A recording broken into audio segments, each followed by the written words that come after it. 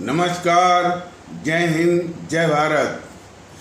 भारतीय अवाम ताकत दल अपने भारतीय भाई बहनों अर्थात अपने देश भारत की जनता अर्थात अपनी भारतीय अवाम से भारतीयता आधारित आपसी श्रद्धा, भारतीयता आधारित आपसी स्नेह, भारतीयता आधारित आपसी प्रेम, भारतीयता आधारित आपसी अखलाक मोहब्बत, भारतीयता आधारित आपसी सहयोग, भारतीयता आधारित आपसी सम्मान, भारतीयता आधारित आपसी एकता, भारतीयता आधारित आपसी भाईचारा तथा भारतीयता आधारित आपसी सद्भाव को समझने व उसे आत्मसात करके वैसा ही और उसी अनुसार आचरण एवं व्यवहार करने हेतु और इसके समस्त भारत में प्रचार प्रसार करने हेतु और इसकी अहमियत और महत्व को प्रत्येक देशवासी को समझाकर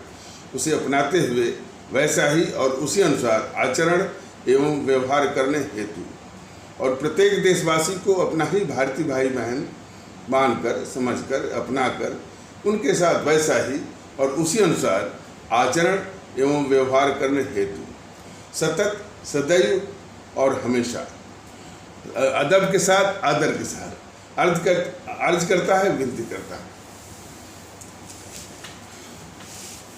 देखिए, भारतीय अवाम ताकत दल इस YouTube के संदेश के माध्यम से पूरे देश में जो एकता वो भी भारतीय एकता, भारतीयता के आधार पर एकता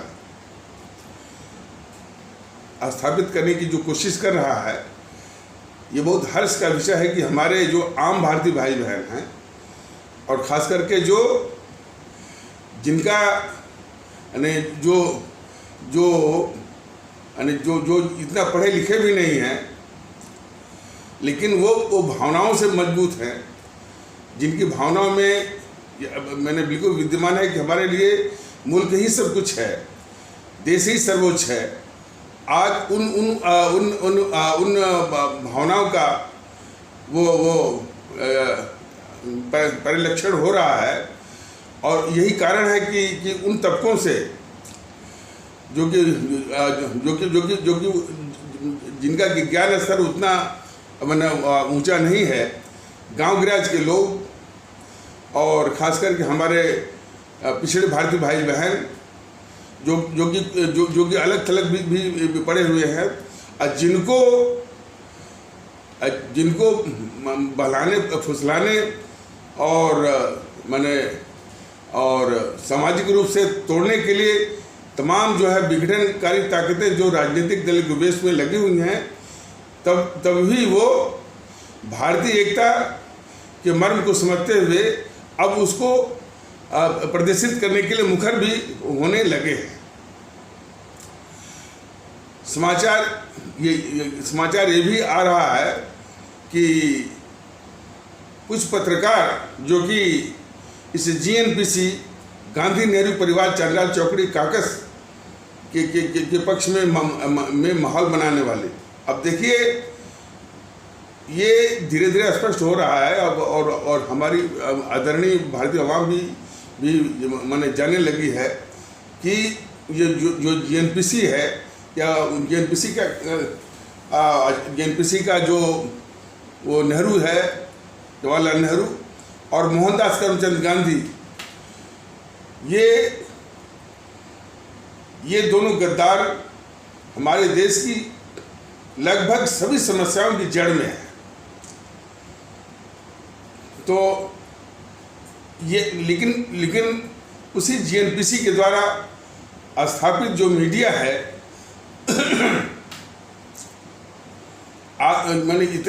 ये GNPC इस देश की सबसे बड़ी अभिशाप है, सबसे बड़ी गद्दार भी है, सबसे बड़े देश के दुश्मन भी है। तब भी उसी के पक्ष में ये माहौल बनाने के लिए ये और GNPC के जो उसने इस देश को लूटा है, उसके लूट के माल को खाने वाले और उसके लूट के माल पर जिंदा रहने वाले व्यापार करने वाले मीडिया अभी भी उसी के पक्ष में माहौल बना रहे हैं। देखिए, जब भी वो अंग्रेजों की गुलामी वाली बात आती है, ये बराबर सवाल आता है कि अंग्रेज जो इस देश को गुलाम बनाए तो इतनी बड़ी वो सेना लेके नहीं आए थे। वो महज 2 से 4 से ही आए होंगे, लेकिन इसीलिए अक्सर ये कहावत कही जाती है कि अंग्रेज जीते नहीं हमसे, बल्कि हम उनसे हारे। तो अभी भी तमाम ऐसे तत्व हैं जो कि पैसे पर देश के साथ गद्दारी करने के लिए जो है वो तैयार हो जाते हैं। ये खतरा है, इस मुल्क को ऐसे तत्वों से ही खतरा है जो कि पैसे और अच्छा, ऐसी समस्या जो है यानी किसी और देश में किसी और देश में नहीं वो पाई जाती है। चीन में जाकर के पैसे देकर के वो चीन अपना भले दुश्मन हो, लेकिन उससे सीख लेने की जरूरत है कि चीन में किसी को भी पैसे देकर के चीन के खिलाफ, और वो भी भारत के पक्ष में कोई करवा तो ले, नामुमकिन। लेकिन यहाँ पर भारत में माने लोग तो नहीं, कुछ तत्व ऐसे हैं जो कि पैसे पर इतने बिकाऊ हैं कि इस देश के खिलाफ और उस पार्टी के पक्ष में जिसने इस देश को बेतहाशा लूटा हो, देश को जो है वो यानी बांट करके वो तबाह किया हो, सारी संस्थाओं को अपने स्वार्थ में बंधक बनाया हो, अपने आम भारतीय भाई बहनों और गरीब भारतीय भाई बहनों की माला तो जरूर जपा हो, लेकिन उनका जीवन वो नरकी बनाया हो। इसके पक्ष में अभी भी कुछ सिर्फ पैसे के बल पर, यानी पैसे पा करके ऐसे संगठन या ऐसे राजनीतिक दल के पक्ष में माहौल बनाने के लिए, देश के खिलाफ गद्दारी करने के लिए जो है वो तैयार है। तो उन्हीं में ये पत्रकारों का गिरोह है, मीडिया का गिरोह है, बौद्धिक और बौद्धिक वर्ग का गिरोह है। इनसे सावधान, इनको जो हमारी भारतीय अवाम है, हमारे आदरणीय भारतीय भाई बहन है, इनको अच्छी तरह से पहचान है। लेकिन इनका इलाज आपके हाथों में नहीं है। आपके हाथों में इलाज है उन राजनीतिक दलों को दंडित करने का और उनको नस्ल में नाबूद करने का, जो कि मताधिकार का आपको माने जो अमोघ हथियार आपके हाथ में है, उससे वो राजनीतिक दल जो कि इस देश के दुश्मन है और इस तरह के मीडिया को पाल रहे हैं, और इस तरह की मीडिया जिनके पक्ष में माहौल बनाने के लिए पैसे पाकर देश के खिलाफ गद्दारी करने के लिए तैयार हो जाती है, ऐसे राजनीतिक दलों का इलाज वो आपके हाथों में है। ये चीज तो इस देश का दुखड़ा है। तो अंग्रेजों के विषय में यह है कि अंग्रेज हमसे जीते नहीं, हम अंग्रेजों से हारे हैं इन्हीं तत्वों के कारण। और आज भी वो तत्व विद्यमान है, वो विभिन्न रूप में, जैसे कि कुछ अपवादों को छोड़ करके पत्रकारों का गिरोह, लुटियन जो पत्रकारों का गिरोह, यानी लुटियन एक पत्रकारों का एक गिरोह है।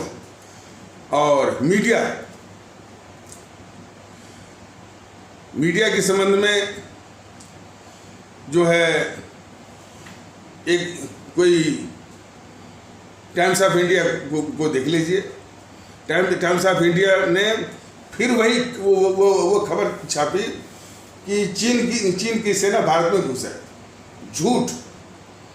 ये 1959 वाली वही बात है कि 1959 में जब ये गद्दार जवाहरलाल नेहरू वो चीन के प्रधानमंत्री चौ एन लाई के साथ मिल करके अपने देश भारत में एक धोखेबाजी वाला विश्वासघाती माहौल और विश्वासघाती माहौल वाला हिंदी चीनी भाई भाई का ये माहौल या नारा वो लगवा रहा था। उसी समय जो है चीन जो है विश्वासघात करके धोखे से जो है वो अरुणाचल प्रदेश में उसकी सेना 1962 के पहले ही 1959 में घुस आई थी। जब इस देश को मालूम हुआ तो उसने कहा कि नहीं हम निकल जाएंगे, लेकिन वो निकले नहीं। वो वहीं पर जो है वो जो है अरुणाचल प्रदेश के कुछ हिस्से में जिसमें घुस आए थे 1959 में, वहीं पर गांव बना दिए और जो है इसी प्रकार की घटना जो है वो जो है ये आपका जो उत्तराखंड में भी ऐसी घटना हुई है। और हुई थी कब? 1959 की बात को छिपा करके ये गद्दार टाइम्स ऑफ इंडिया वाला जो है चूँकि ये टाइम्स, मैंने कहा था कि ये जितने भी मीडिया है मैंने कई बार या इस यूट्यूब के माध्यम से बताया था। टाइम्स ऑफ इंडिया हुआ, इंडियन एक्सप्रेस हुआ और हिंदुस्तान टाइम्स हुआ और द हिंदू तो बिल्कुल खुलेआम जो है वो देश की गद्दारी और चीन के पक्ष में हमेशा माहौल बनाता है और भारत को हमेशा जो है वो नीचा दिखाता है। उसी द हिंदू को पढ़ माने उसी द हिंदू अंग्रेजी अखबार को पढ़ करके जो है इतने सिविल सर्विसेज की तैयारी करने वाले IAS बनकर इसमें वो ब्यूरोक्रेसी में घुसते हैं। ये भी एक बहुत बड़ा कैंसर है अपने जो नौकरशाही में। और उसी तरह का कैंसर जो है हमारी जो उच्च न्यायपालिका है, हायर जुडिशरी है, उसमें भी वही कैंसर वामपंथी मानसिकता के GNPC के समर्थक तत्व उसमें बिल्कुल वो घुसे पड़े हैं। और कॉलेजियम सिस्टम के द्वारा तो फिर वही उन्हीं के अंडे बच्चे जो है वो उसमें घुसते हैं और जो है वो आगे बढ़ते रहते हैं यहाँ तक कि जो है सुप्रीम कोर्ट तक भी वो पहुँचते हैं। तो उसी तरह का कैंसर जो है जो मैंने वामपंथी मानसिकता वाले और GNPC के समर्थक तत्व जो है इसमें ब्यूरोक्रेसी में भी और आपके हायर जुडिशरी में भी घुसे पड़े। तो ये कैंसर उसमें है। तो बात हो रही थी मीडिया की, तो मीडिया में भी जो है द हिंदू बहुत ही खतरनाक और चीन परस्त कम्युनिस्टों का और चीन के पक्ष में और भारत के खिलाफ हमेशा जो है वो माहौल बनाता है। और भी है जैसे कि दैनिक भास्कर है, अमर उजाला है, पंजाब केसरी है, वो ये इस टाइप के हैं सब। और बाकी जो इलेक्ट्रॉनिक मीडिया में तो इकाद को छोड़कर बाकी सब जो है वो GNPC के द्वारा स्थापित भी हैं और GNPC के पक्ष में माहौल बनाते हैं। और कुछ ऐसे भी हैं जो कि अपने को दिखाते हैं कि हम बहुत निष्पक्ष हैं और हम जो है बहुत देशभक्त हैं। वह भी GNPC के गांधी नेहरू परिवार चंद्रा चौकड़ी के मैंने और खास करके जो इतना घोर गद्दार जवाहरलाल नेहरू है इत्यादि के उनके गद्दारी के कारनामों को, उनके पापों को बड़ी सफाई से वो ढकते रहते हैं। तो ये बहुत बड़ा दुखड़ा है हमारे देश के लिए और हमारे देशवासियों के लिए, हमारे आदरणीय भारतीय भाई बहनों के लिए। तो बताइए, जो घटना 1959 की है, 1959 में जो है ये जो गद्दार जवाहरलाल नेहरू और चौ एन लाई जो कि चीन का प्रधानमंत्री था, उसके साथ मिलकर के और हमारे देश के खिलाफ जो है विश्वासघाती और धोखेबाजी वाला जो नारा या माहौल बनवा रहा था कि हिंदी चीनी भाई भाई भाई, उसी दौरान जो है चीनी सेना अरुणाचल प्रदेश में और यहाँ पर उत्तराखंड में घुसी थी। वही वाक्य है, उसको ना कर करके एनपीसी के पक्ष में ये मीडिया वाले जो है टाइम्स ऑफ मीडिया वाले कहते रहते। तो ऐसे मीडिया से देश कितना असुरक्षित है इसको समझने की जरूरत है। इसीलिए आदरणीय भारतीय भाई बहनों, ये भारतीय वाम ताकत बराबर इस बात को निवेदन करेगा, समझाएगा और निवेदन करता रहेगा कि इनको नष्ट में नाबूद करना है। ये सिर्फ मेरी बात होती तो सवाल उठ सकते थे कि आप ऐसा क्यों कर रहे हैं। ये हमारे शहीद आजम भगत सिंह ने पहले ही आइडेंटिफाई कर लिया है, पहचान कर लिया है कि इन ताकतों को ईवीएम मशीन पर, मतपेटी पर जो कि आपके पास मताधिकार का अमोघ अस्त्र है, उस अस्त्र के द्वारा इनको नष्ट में नाबूद करना, शून्य करना है और मन में बिठाना है। और यूट्यूब पर भी तमाम इस तरह की गंदगी जो है देखने को मिलती है। यूट्यूब पर एक कोई जो कि इसी जीएनपीसी के गांधी नेहरू परिवार चांडाल चौकड़ी कागज के पक्ष में जो माहौल बनाने वाला एक यूट्यूब वाला था, वो ये डरवा रहा था कि आने वाले समय में बड़ी महंगाई और बढ़ जाएगी, 4 गुना बढ़ जाएगी, 10 गुना बढ़ जाएगी, क्या क्या। जब मैंने उसको ध्यान से सुना कि वो किस आधार पर कह रहा है, तो वो बता रहा था कि मैंने इस अर्थव्यवस्था का संकट अमेरिका में पड़ेगा, यूरोप में पड़ेगा, इंग्लैंड में है, फलाने ठिकाने है। वो चीन में भी साथ साथ आर्थिक संकट या इकोनॉमी या उसके इकोनॉमी क्रैश होने का खतरा उसमें की बात कही जा रही है। और ये कुछ और भी समाचारों के आधार पर आ रहा है कि चीन की भी अर्थव्यवस्था शायद वो नमाडोल या क्रैश वो होने के संकेत मिल रहे हैं।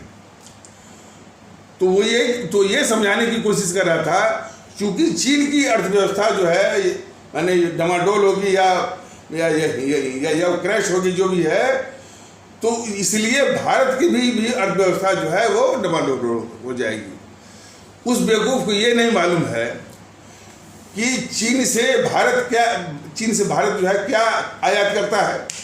कोई हथियार तो करता नहीं, कोई अनाज तो करता नहीं है, सिर्फ जो है इलेक्ट्रॉनिक इक्विपमेंट, मोबाइल, कुछ इलेक्ट्रिकल। तो हमारे देश के लोग यदि सजग हो जाएं, और ख़ास करके व्यापारी लोग और हमारी ये मोदी सरकार कि भाई चीन के सामान को लेना ही नहीं है, चाहे वो मोबाइल हो, चाहे वो ये दीपावली के तमाम जो है फुलझड़ियाँ और जो पटाखे जो भी है, और इलेक्ट्रॉनिक के आइटम, इलेक्ट्रॉनिक गैजेट जो कि जीवन के लिए इतना कोई आवश्यक नहीं है, उसका परित्याग करके भी हम जिंदा रह सकते हैं और चीन की अर्थव्यवस्था को और चोट दे सकते हैं। और यही वक्त है उसको चोट देने का, इसलिए कि उससे न तो कोई अनाज आने वाला है, न तो कोई पौष्टिक आहार आने वाला है, न तो कोई डिफेंस इक्विपमेंट आने वाला है, सिर्फ इलेक्ट्रॉनिक वाले आइटम आने वाले हैं। और वही इलेक्ट्रॉनिक वाले आइटम माने जो है हमारे चीन के साथ व्यापारिक घाटे का सबसे बड़ा वो कारण है। तो इसके प्रति जो हमारे देश के लोग थोड़ी सी देशभक्ति और मूल परिस्थिति दिखाएं, व्यापारिक वर्ग भी थोड़ा सा देशभक्ति और मूल परिस्थिति दिखाए, सरकार भी थोड़ा देशभक्ति और मूल परिस्थिति दिखाए, तो सारे जो है वो चीन के सामान का बहिष्कार करके उसकी अर्थव्यवस्था को और चोट और देने की जरूरत है भी।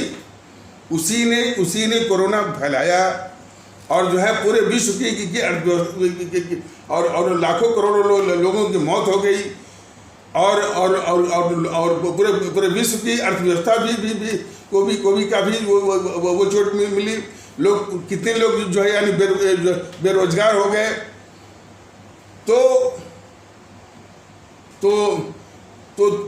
चीन की बिगड़ती हुई अर्थव्यवस्था से भारत पर कोई असर न पड़े, और चीन की बिगड़ती हुई अर्थव्यवस्था पर और चोट देने के लिए, और यही बिल्कुल स्वर्णिम अवसर है। तो हमारे देश के लोग बिल्कुल वो प्रतिबद्ध हो जाएं कि यानी कि चीन का सामान न कोई खरीदना है और न बेचना है, और ये सरकार भी जो है चीन के सामान को मंगाना बंद कर दे, यही अवसर है। तो लेकिन फिर भी जो है वो मैंने चीन के मैंने जेएनपीसी के पक्ष में जेएनपीसी या चीन के पक्ष में माल बनाने वाला वो यूट्यूब वाला भारत के लोगों को डरवा रहा था कि महंगाई बहुत बढ़ जाएगी।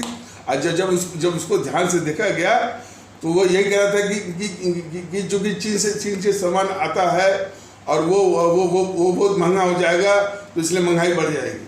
अरे हम जो है चीन के सामान को हम त्याग देंगे, न तो बेचेंगे और न तो मंगाएंगे, और न तो बेचेंगे और न तो खरीदेंगे। बात खत्म हो गई। चीन के सामानों के बगैर भी हम जो है जिंदा रहना सीख लेंगे, और यही वक्त है चीन को चोट देने का, उसको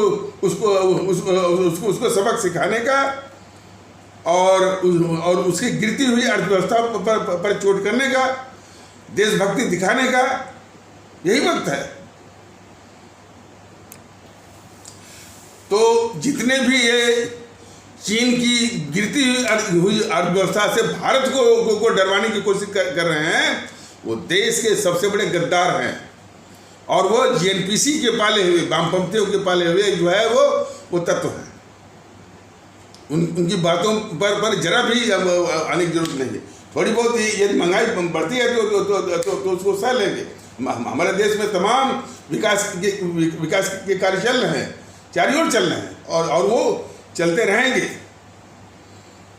और इसमें जो सबसे बड़ी कमी है और सबसे बड़ी माने देश के खिलाफ जो गद्दारी वाली बात है, ये मोदी महोदय जो है इसे जेएनपीसी के द्वारा लूटे हुए काले धन को उसको नहीं ला रहे हैं।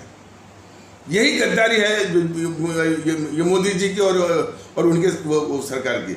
यदि वो ला देते तब हमारा जो विकास कार्य है, चाहे हम जो एक्सप्रेस वे बना रहे हैं, हाईवे बना रहे हैं, हाईवे का जो है वो वाइडनिंग कर रहे हैं, उसको मॉडर्नाइज कर रहे हैं, तमाम जो है एयरपोर्ट, तमाम रेलवे स्टेशन और वो रेलवे के कोचेज, और तमाम जो है वो डेडिकेटेड जो है freight corridor, industrial corridor, economic corridor और इकोनॉमिक नोड्स, भारतमाला, सागरमाला, और जो है हमारे देश के दुर्गम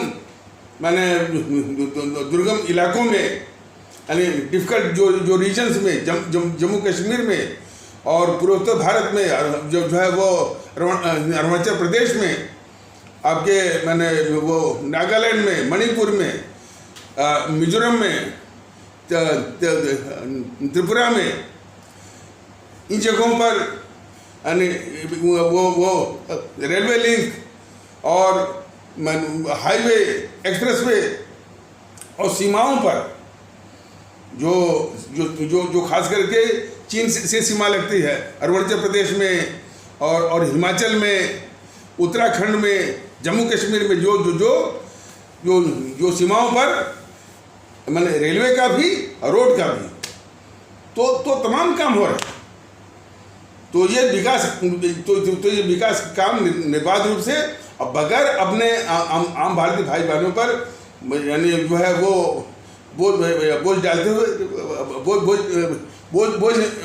बगैर डाले हुए उसका उपाय यही है कि मोदी महोदय जीएनपीसी के द्वारा लूटे हुए यदि काले धन को ला देते तो वो इनको सजा भी मिल जाती अपने किए की, और देश को काफ़ी लाभ होता। सिर्फ मोदी जी पता नहीं किस अवसर पर बोल दिए कि यदि वो काला धन आ गया होता तो 15-15 लाख रुपया सबके खाते में पहुंच गया होता। अब वो 15-15 लाख रुपया कौन खा रहा है? जिसने इस देश को लूटा है, उस जीएनपीसी ने।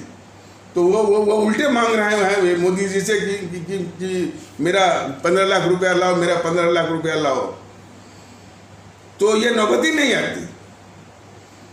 तो जीएनपीसी के द्वारा लूटे हुए कालेधन जिसकी मोदी जी रक्षा कर रहे हैं और जीएनपीसी को बचा रहे हैं, यही गद्दारी है मोदी जी की देश के खिलाफ। यदि वो पैसा देश को मिल जाता तो विकास के कार्य भी होते और जनता के ऊपर महंगाई इत्यादि का अनावश्यक जो है वो भार भी नहीं होता।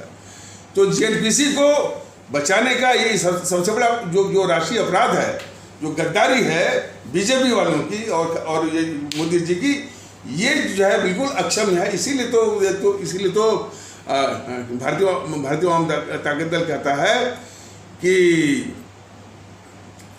जो अन्य जो दल हैं आपके, जीएनपीसी है, वाम दल है, समाजवादी पार्टी है, बहुजन समाज पार्टी है, आपका आरजेडी है, टीएमसी है, शिवसेना, एनसीपी है, टीडीपी और डीएमके है, उसके साथ बीजेपी भी उतनी ही राष्ट्रघाती है। इन सारी ताकतों को, माने राजनीतिक ताकतों को की रक्षा करने वाली, और देश के दुश्मन और भी हैं। पत्रकारों का गिरोह है, मीडिया का गिरोह है, बौद्धिक वर्ग का गिरोह है, और भी देश के शत्रु जो है, जो जिनके हौसले बिल्कुल जिनके हौसलों को पस्त कर देना चाहिए, या देश के बाहर निकाल देना चाहिए, वो सब के सब जो है देश विरोधी हरकतों के साथ तांडव कर रहे हैं। यही गद्दारी है मोदी जी की देश के खिलाफ, यही चीज़ है। अब देखिए ना कि वो सभाओं में देखा जा रहा है असदुद्दीन ओवैसी का, आज तक हमारे देशवासियों को और ख़ास करके इस्लाम आस्था वाले भारतीय भाई बहनों को कोई नहीं बताया कि आपका वजूद जो है इस देश की, ये जो राष्ट्र भारत, इसके साथ है और आप भारतीय हैं। संविधान का भी आदेश है और हमारे उन अमर शहीद राष्ट्रभक्त क्रांतिकारियों का भी,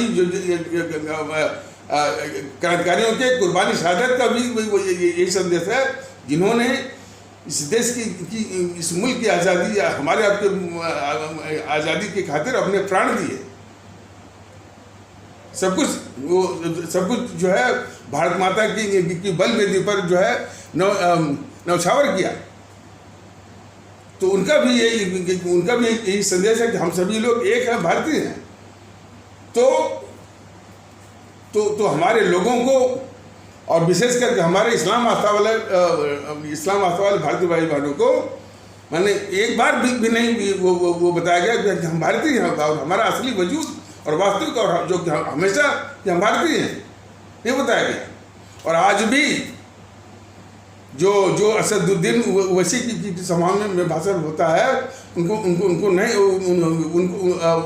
उनको ये जरा भी नहीं बोला जाता है कि भाई आपका वजूद जो है वो इस देश में मुसलमान के रूप में नहीं है, आप भारतीय हैं। तभी तो असदुद्दीन ओवैसी जैसे समाज को तोड़ने वाली ताकतों के जाल से वो निकल पाएंगे। और ऐसा ही जो अपराध जो है, जो गद्दारी असदुद्दीन ओवैसी कर रहा है, वैसी ही गद्दारी जो है पुष्पेंद्र कुलशेष भी कर रहा है। पुष्पेंद्र कुलशेष भी इस समाज में नफरत फैलाने का काम वो कर रहा है। तो उसकी भी सभाओं में असदुद्दीन ओवैसी की सभाओं की तरह लोग शामिल होते हैं। भारतीय जनता दल का अपने सभी आदरणीय भारतीय भाई बहनों से ये निवेदन है, चाहे वो हिंदू सनातन आस्था वाले भारतीय भाई बहनों के समाज के हों, चाहे वो इस्लाम आस्था वाले भारतीय भाई बहनों के समाज के हों, इनकी सभाओं का बहिष्कार करिए। इनकी सभाओं को देख करके ही जो है मन जो है काफ़ी दुखी होता है कि जो यानी वो राष्ट्र को तोड़ने वाली बात। और एक ये असदुद्दीन ओवैसी मैंने कितना खतरनाक है, जब वो तालिबान ने कब्जा किया था अफगानिस्तान में, तब इसकी असलियत सामने आई थी। जैसा कि भारतीय जनता दल इसके पहले भी एपिसोड में ये बताया था कि कुछ क्षण के लिए, वैसे तो हमारे देश के लोगों को कोई कहे कि ये हिंदू, ठाकुर, ब्राह्मण, मुसलमान, ये कहना ही जो है बहुत बड़ा ये राष्ट्रीय अपराध है। तो मान लीजिए कुछ क्षण के लिए यदि ये असदुद्दीन ओवैसी मुसलमान कहता भी है, तो ये थोड़ा सा ये मन में आता है कि चलो भाई हमारे भारतीय समाज के कुछ तबके का जीवन स्तर उठाने के लिए या उसके उत्थान के लिए, या जिस स्थिति में पड़े हुए हैं उनको उद्धार के लिए यदि कोई प्रयास कर रहा है, चाहे वो असदुद्दीन ओवैसी जो कोई भी हो, तो कोई भी बात नहीं है। वो हमारे ही जो है वो जो भारतीय भाई बहन है उनकी भलाई की वो बात कर रहा है और वो करेगा भी। लेकिन ये भ्रम तब टूट गया कि जब वो तालिबान जो तालिबान जब अफगानिस्तान पर कब्जा किया, तब ये तालिबान के समर्थन में उस खुशी में जो है उसने केक काटा। तो ये तालिबानी है, ये असदुद्दीन तालिबानी है, ये हमारे देश के इस्लाम आस्था वाले भारतीय भाई बहनों का कदापि नहीं है। अब उसकी सभाओं में जो लोग जा रहे हैं, उनसे भारतीय जनता दल का निवेदन है, और जो लोग नहीं भी जा रहे हैं वो जो है उसकी सभाओं में उसके समर्थकों को अच्छी तरह उसको वो समझाएं कि असदुद्दीन ओवैसी इस देश का नहीं है, इस देश का दुश्मन है। वो भारतीय समाज का दुश्मन है। अपने को वकील कहता है और एक बार भी नहीं बताता है कि वकालत के अनुसार, वकालत में पढ़ा होगा, भारत का संविधान की भी बात करता है। भारत का संविधान कहता है कि हम भारत के लोग, मुसलमान नहीं, भारत के लोग हैं हम। लेकिन जितनी बात असदुद्दीन ओवैसी पर लागू होती है, वही बात जो है पुष्पेंद्र कुलशेखर जो गद्दार है, इस देश का बहुत खतरनाक गद्दार है, उस पर भी लागू होती है। वो तो दो कदम और बोलता है, वही नहीं। उसी तरह कोई जो है वो नरसिम्हानंद को कोई है, कोई अपने को बाबा कहता है। ये सब ये सिखाते हैं कि भाई सरकारों को छोड़िए, राजनीति को छोड़िए, आप खुद जो है मैंने वो हिंदू की रक्षा के लिए यानी खुद जो है कानून अपने हाथ में लीजिए। इतनी बड़ी अराजकता का यानी के लिए, इतनी बड़ी जो है अराजकता देश में फैलाने के लिए ये सब वो जो है उकसाते हैं दोनों यार दोनों या और भी होंगे। जरा ध्यान से सुनिए, ये जो गद्दार पुष्पेंद्र कुलशेखर है, और ये उसी टाइप का कोई जो है वो नरसिम्हानंद है। ये हमारे खास करके हिंदू सनातन आस्था वाले भारतीय भाई बहनों को उकसाते हैं कि सरकार वो सरकार से भी अलग और राजनीति से भी अलग अपने हाथों में जो है वो माने वो अपने हाथों के द्वारा जो है वो हिंदू धर्म की रक्षा के लिए, मतलब कि कानून और व्यवस्था अपने अपने अपने अपने हाथ में लीजिए, और उसका सीधा मतलब है कि देश में जो है अराजकता फैलाने के लिए। मोदी जी और बीजेपी वाले जरा इसको ध्यान दें, देश जो है खुद ही जो है इस जेएनपीसी वामपंथी और देश के दुश्मनों के द्वारा कई बार अस्थिरता के दौर से वो गुजर चुका है। और आज भी जब भी उनको मिलता है, जब भी उनको मौका मिलता है तो वो देश को अस्थिर करने की कोशिश करते हैं। और उसके साथ जो है ये जो तत्व हैं गद्दार किस्म के जो है ये वो पुष्पेंद्र कुलश्रेष्ठ और वो नरसिम्हानंद, ये हमारे हिंदू सनातन आस्था वाले भारतीय भाई बहनों को कानून अपने हाथ में लेकर के देश में अराजकता फैलाने के लिए ये उकसा रहे हैं, उनको भड़का रहे हैं और उनको इंसाइट कर रहे हैं। जितना जल्दी हो सके मोदी जी इनको पकड़वाइए और जितनी सारी बातें ये बताई जा रही हैं उनकी जांच करवाइए, और उस जांच में यदि तथ्य पाए जाते हैं तो कम से कम इन दोनों को देश के बाहर जो है वो करवाइए। और देश के बाहर जब इनको करवाइएगा तो उसके साथ जो असदुद्दीन ओवैसी है उसको भी करवाइए, तब जा करके यानी इन सबों का वो हौसला वो पस्त होगा। जब तक जो है पुष्पेंद्र कुलश्रेष्ठ जैसे, असदुद्दीन ओवैसी जैसे, नरसिम्हानंद जैसे जो कि उनको सीधे उकसाते हैं और समाज के लोगों को भड़काते हैं, देश के बाहर नहीं किए जाएंगे, देश में शांति, स्थिरता और सामाजिक समरसता जो आ नहीं सकती। तो मोदी जी से निवेदन है कि कम से कम यहाँ से वो शुरुआत करें। मोदी जी से पहले भी निवेदन था कि कम से कम जो है ये राहुल गांधी, सोनिया गांधी, प्रियंका गांधी का नार्को टेस्ट, पॉलीग्राफ टेस्ट और जो है वो साइको टेस्ट करवा करके, ताकि इन टेस्ट से वो उनके मन में देश के खिलाफ कितने खतरनाक मंसूबे हैं वो जानना जरूरी है। उन मंसूबों का पता करके देश को बता करके और देश के सामने इनको बेनकाब करके उनको पैक करके एक ही कार्टून में इडली भिजवाने की व्यवस्था करिए मोदी जी। और उसी प्रकार वामपंथियों को सीताराम येचुरी और डी राजा और उसी में कन्हैया कुमार भी वामपंथी है, लेकिन वो भेष बदल करके इसके पास पहुंचा हुआ है, वो जेएनपीसी के पास।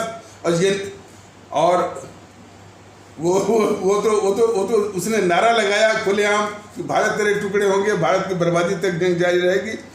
जेएनपीसी तो खुद जो उसकी करतूत है, जो उसका चरित्र है, जो उसका फितरत है कि भारत को टुकड़े टुकड़े करके भारत को बर्बाद करने पर जो है वो आमादा है। तो उसको भी, कन्हैया कुमार को भी, सीताराम येचुरी को भी और डी राजा का भी वही narco test, polygraph test, psycho test करवा करके बीजिंग भिजवाइए मोदी जी। यदि थोड़ी भी आप में देशभक्ति का अंश है तो उसका ये तकाजा है, उसका ये इम्तिहान है। लेकिन सवाल इस बात का है कि भारतीय जनता दल ये किससे निवेदन कर रहा है?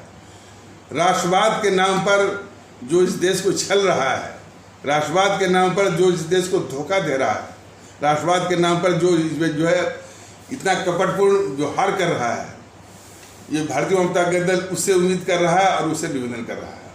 इसीलिए हमारे आदरणीय भारतीय भाई बहनों, आप लोग फैसला करिए। इतने पाखंडी और इतना देश का दुश्मन जो ये भारतीय जनता पार्टी है, जो कि सारे देश के दुश्मनों को ये पाल रही है और हमारे देश के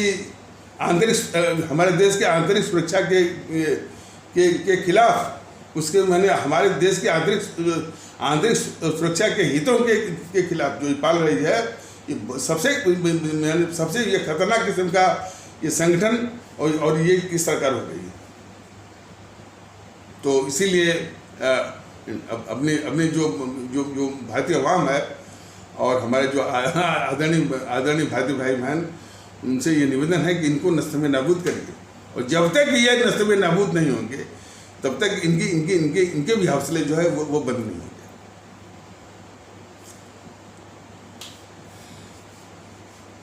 आगे आने वाले एपिसोड में वो जो गद्दार नेहरू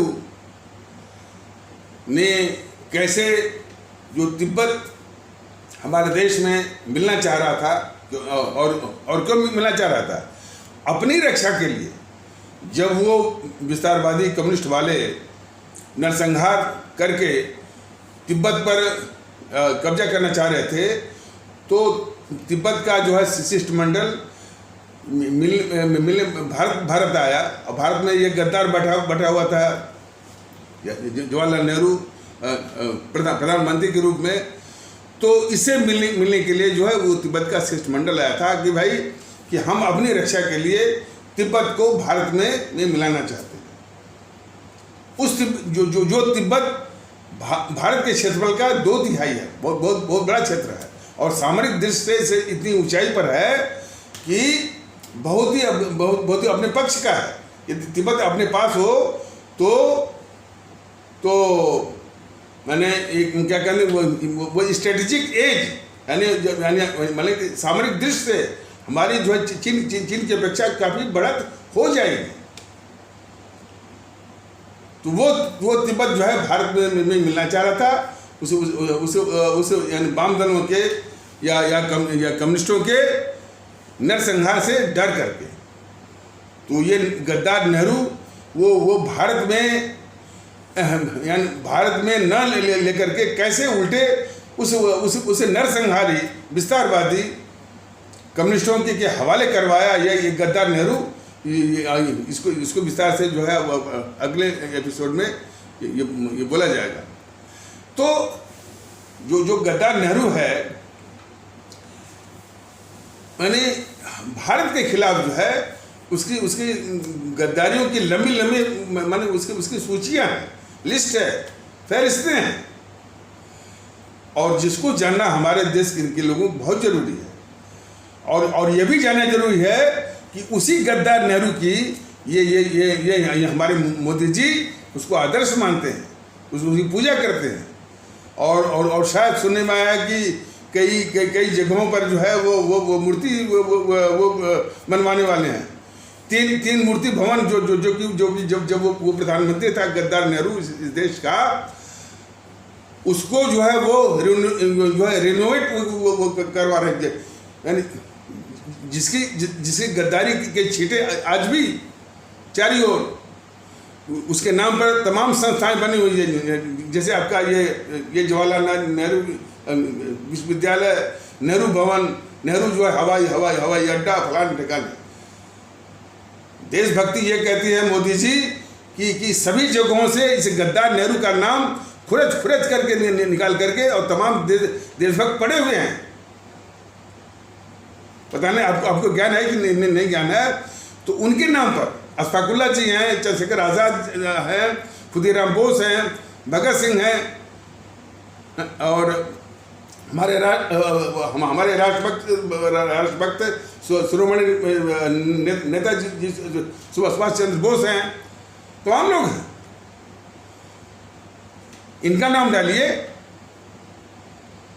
और सबसे बड़ी बात है कि कितनी बार कहा गया कि भारतीय नोटों पर, भारतीय करेंसी पर जो उस गद्दार मोहनदास करमचंद गांधी की फोटो है, उसको वो हटवाइए, हटवा करके कम से कम हमारे परम आदरणीय राष्ट्रभक्त शिरोमणि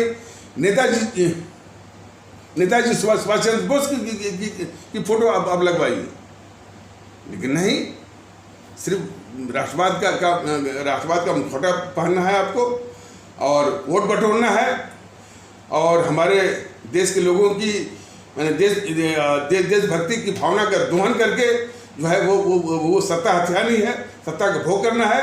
और एक बहुत धोखेबाजी वाला जो है और भुलावा और उपदेश देना कि सबका साथ सबका विश्वास और सबका प्रयास और सबका विकास और सबका साथ सबका विश्वास और सबका प्रयास और सबका प्रयास, ये सब बिल्कुल बिल्कुल धोखा है।